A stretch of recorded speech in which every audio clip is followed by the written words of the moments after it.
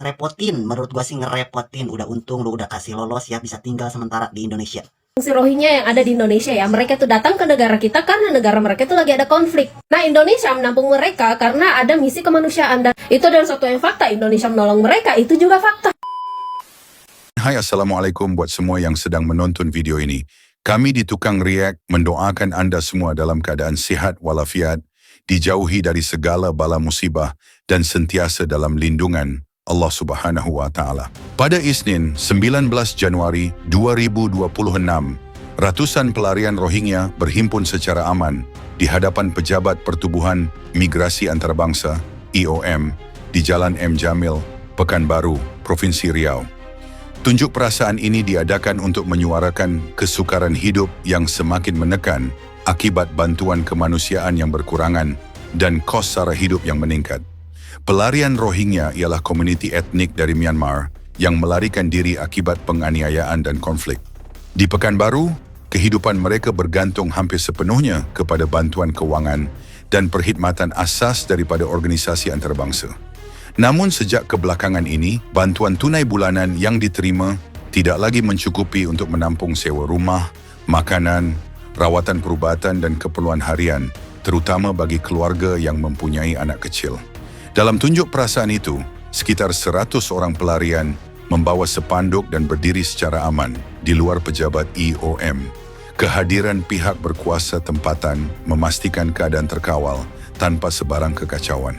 Suasana menjadi amat menyentuh hati apabila seorang wanita Rohingya menangis sambil menggendong bayinya.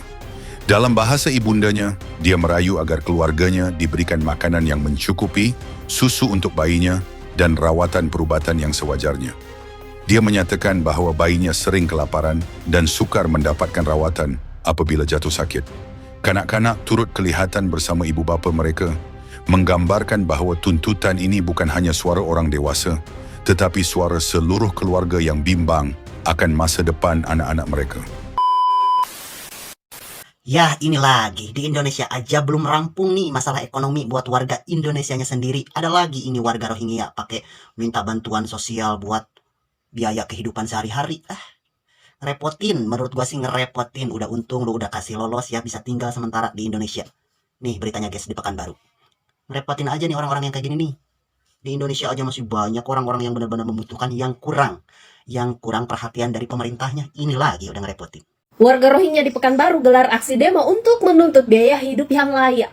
Ini kita bicara soal pengungsi Rohingya yang ada di Indonesia ya. Mereka tuh datang ke negara kita karena negara mereka tuh lagi ada konflik. Nah, Indonesia menampung mereka karena ada misi kemanusiaan, dan itu adalah suatu yang fakta. Indonesia menolong mereka, itu juga fakta. Tapi ada satu hal yang saya ingin pertanyakan ya. Kenapa pengungsi Rohingya ada yang tinggal sampai puluhan tahun itu di Indonesia? Sedangkan pengungsi itu dalam hukum internasional harusnya itu hanya bersifat sementara, bukan menetap, bukan beranak pinak di negara kita tanpa kepastian, bukan hidup di status abu-abu untuk selamanya. Solusi untuk pengungsi itu cuma ada 3 ya. 1, pulang ke negara asal. 2, dipindahkan ke negara ketiga. 3, integrasikan jadi warga lokal. Salahnya di Indonesia, kalau mereka mau dipulangkan ke negaranya sendiri belum aman.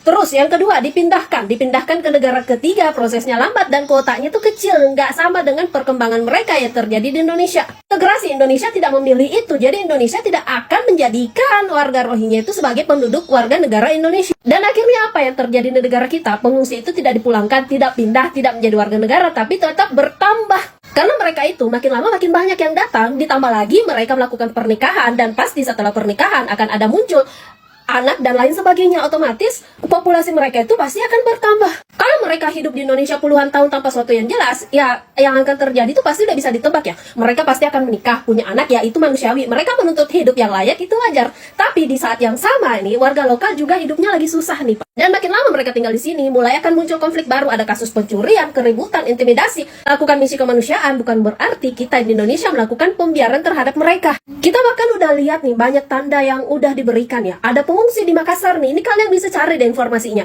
Ada pengungsi loh di Makassar itu minta KTP, minta data yang jelas dengan alasan mereka udah tinggal puluhan tahun di negara kita. Dan pasti itu udah secara hukum ditolak loh. Karena mereka bukan warga negara kita. Tapi pertanyaannya bukan cuma soal KTP. Ini pertanyaannya kenapa izinnya sementara itu bisa tinggal sampai puluhan tahun. Bahkan ada juga loh di wilayah lain seingat aku ya. Itu mereka sempat memiliki KTP dan kartu identitas. Bahkan mereka memiliki hak pilih. Tapi walaupun ujung-ujungnya status itu telah dicabut. Pengungsi Rohingya ya datang ke Indonesia dengan alasan terdampar. Oke, kita tolong karena itu adalah kemanusiaan. Tapi masalahnya satu nih. Mereka terus berdatangan dengan alasan yang sama, nggak masuk akal. Dan begitu mereka sampai di negara kita, jumlah mereka itu bukan berkurang, tapi malah bertambah. Karena mereka menikah, punya anak, dan tinggal bertahun-tahun, bahkan puluhan tahun loh. Kalau namanya darurat, ya harusnya status mereka itu sementara. Tapi kalau udah puluhan tahun, itu bukan darurat. Itu situasi permanen yang disamarkan seperti sementara. Yang perlu kita garis bawahi, negara kita itu bukan negara imigran. Indonesia bukan negara tujuan resettlement. Indonesia juga tidak menjanjikan kewarganegaraan bagi mereka. Jadi pertanyaannya, sampai kapan pengungsi Rohingya itu ada di Indonesia? Negara kita boleh bicara soal HAM, tapi negara kita juga punya kewajiban buat rakyatnya sendiri. Warga lokal masih susah kerja, bantuan kemanusiaan, bantuan sosial masih terbatas, hidup mereka makin berat. Sementara ada kelompok yang katanya tinggal sementara, yang makin banyak tiap harinya, tapi tanpa ada batas waktu. Mereka tinggal sampai kapan di negara kita? Titik ini wajar, kalau makin lama akan makin muncul konflik, kecemburuan sosial, bahkan kriminalitas. Dan gue pribadi dengan tegas mengatakan yang melanggar hukum, siapapun itu harus ditindak. Kemanusiaan tidak boleh mematikan kedaulatan hukum. Ini yang jarang dibahas dengan jujur ya. Selama mereka tinggal di sini tanpa ada batas waktu, mereka akan terus bertambah secara alami. Bukan karena konspirasi, tapi karena manusia itu hidup, menikah, dan punya anak. Kalau negara kita tidak tegas hari ini, 10 tahun lagi masalahnya akan makin berlipat ganda. Dan jangan kaget nih kalau tahun depan atau puluhan tahun ke depan tuntutan dokumen mereka itu makin kuat dan konflik itu makin sering kita dengar. Dan konflik sama warga sekitar itu makin sering akan kita dengar. Ini solusinya bukan kita membenci mereka ya, tapi yang kita minta itu ketegasan negara kita. Indonesia harus bilang ini tempat transit, ada batas waktu buat tinggal, ada aturan tegas yang harus ditegakkan, ada deadline relokasi yang harus ditetapkan. Yang melanggar hukum harus diproses dengan, dan UNHCR serta negara pendonor itu harus dipaksa bertanggung jawab lebih serius. Bukan nyaman loh numpuk masalah di negara kita, di negara yang mereka tempati sebagai tempat transit. Kalau semua yang datang dibiarkan tanpa batas, itu bukan empati, tapi kita takut untuk mengambil keputusan. Indonesia harus manusiawi, tapi juga harus berdaulat ya. Karena negara yang tidak berani menentukan batas, pelan-pelan akan kehilangan kendali. Dan kita sebagai warga negara Indonesia tidak mau lama-kelamaan mereka itu makin banyak. Dan ingat satu hal ya, kemanusiaan tanpa ketegasan hanya akan mewariskan konflik ke generasi berikutnya. Dan itu udah pasti. Jangan sisakan satupun pengungsi Rohingya di Indonesia. Buat Indonesia budiman, baik hati, tidak sombong, serta peduli sesama, bedakan ya antara baik dan bodoh. Karena keduanya berbanding lurus. Kenapa nggak sekalian mereka para pengungsi Rohingya kalian kasih beasiswa anak-anaknya, lalu kalian angkat jadi PNS? Kan Indonesia baik. Beri mereka lapangan pekerjaan, tampung mereka di rumah kalian masing-masing. Kasih mereka tanah dan lahan dengan alasan kemanusiaan. Biarkan kita terjajah pelan-pelan. Lama-lama mereka ke Israel, menegakkan negara sendiri di negara kita. Jangan kalian pikir mereka sama dengan Palestina. Beda jauh. Agama Islam mereka cuma kedok. Al-Fatihah aja kagak bisa.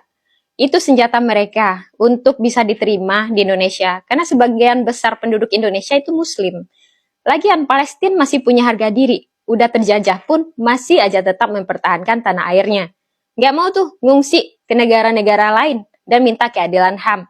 Mereka lebih milih mati syahid membela negaranya. Pemerintah yang terhormat, rakyat Indonesia aja lah kalian pikirin. Masih banyak orang Aceh yang masih kelaparan dan tidak punya tempat tinggal. Rakyat bayar pajak, kerja keras, beli rumah dan makanan, ikut KB, agar bisa menekan pertumbuhan penduduk. Lah, Rohingya enak banget gratisan, beranak pinak di sini.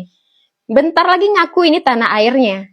Nambah populasi di negeri ini aja. Jika nggak ada something atau hal negatif yang mereka lakukan, kenapa bisa diusir dari negaranya coba? Pikirin lagi deh. Dan coba kalian lihat di Malaysia, bagaimana mereka demo menuntut tanah. Di Indonesia malah ditampung bebas, bolak-balik ke rumah sendiri. Dan TNI Angkatan Laut, entah mereka kerja atau ketiduran kali ya, sampai mereka nggak sadar akan hal ini. Kalaupun mereka sadar ya mungkin pura-pura nggak lihat, yang penting gaji masuk tiap bulan. Jadi ini bakal jadi cikal bakal Israel kayaknya. Mungkin terdengar kejam kita usir mereka, tapi demi keselamatan, kemaslahatan negeri ini, dan keberlangsungan generasi kita, sama-sama di Indonesia, tolak Rohingya. Suarakan lebih keras lagi kalau kalian nggak setuju Rohingya numpang hidup di Indonesia. Ramai ibu bapa menyuarakan kebimbangan tentang pendidikan anak-anak yang terganggu serta kekurangan akses kepada perkhidmatan kesihatan. Punca utama tunjuk perasaan ini ialah tuntutan terhadap kehidupan yang lebih bermaruah dan hak asasi yang asas. Para pelarian meminta bantuan kewangan disemak semula mengikut kos sara hidup semasa, akses rawatan perubatan yang lebih baik serta peluang pendidikan yang lebih teratur untuk anak-anak mereka. Tunjuk perasaan di Pekanbaru ini bukan sekadar satu peristiwa sementara, tetapi cerminan krisis kemanusiaan yang berpanjangan. Tangisan wanita yang menggendong bayinya menjadi simbol kesusahan ribuan pelarian Rohingya yang hidup dalam ketidakpastian. Hello, Miguel. I am from Myanmar, but now living in Indonesia, refugee. As a refugee in Pekanbaru, I have been living in Indonesia in Pekanbaru for me then more 3 years. Before I speak about our challenge, I would like to begin with sincere gratitude on behalf of the Rohingya refugees. I thank the government of Indonesia and the Indonesian people. When we arrived by sea, executed and helpless Indonesia saved our lives. They allowed us to land when we had. Now we are ills to go. Your compassion and humanity kept us safety when we needed it most.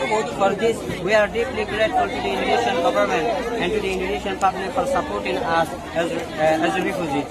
When we arrived in Indonesia, we were told by our Pakistan, South Indonesia and the IUM that the jail was not founded by the Rohingya refugees. Kesimpulannya, walaupun penuh kepiluan, tunjuk perasaan ini membawa mesej yang positif. Ia membuka ruang kepada dunia luar untuk mendengar suara mereka secara langsung. Dengan kerjasama kerajaan, organisasi kemanusiaan, dan masyarakat antarabangsa, masih ada harapan untuk memperbaiki sistem bantuan, meningkatkan sokongan perubatan dan pendidikan, serta memastikan pelarian Rohingya dapat hidup dengan lebih bermaruah pada masa hadapan. Ataupun, pemerintah perlu membuat perbincangan kalau dah tak nak jaga, atau kalau nak jaga, jagalah dengan penuh simpati dan kasih sayang dan kesabaran. Jadi mungkin itu saja untuk video kali ini. Semoga dapat memberikan sedikit sebanyak manfaat kepada kita semua. Apa yang baik kita ambil dan mana yang buruk kita tinggalkan. Jangan lupa support Tukang Riak dengan cara tekan butang subscribe, tekan loceng agar tidak ketinggalan video seterusnya, dan jangan lupa tinggalkan komen. Terima kasih sudah menonton. Kita jumpa lagi di next video. Assalamualaikum. Bye-bye.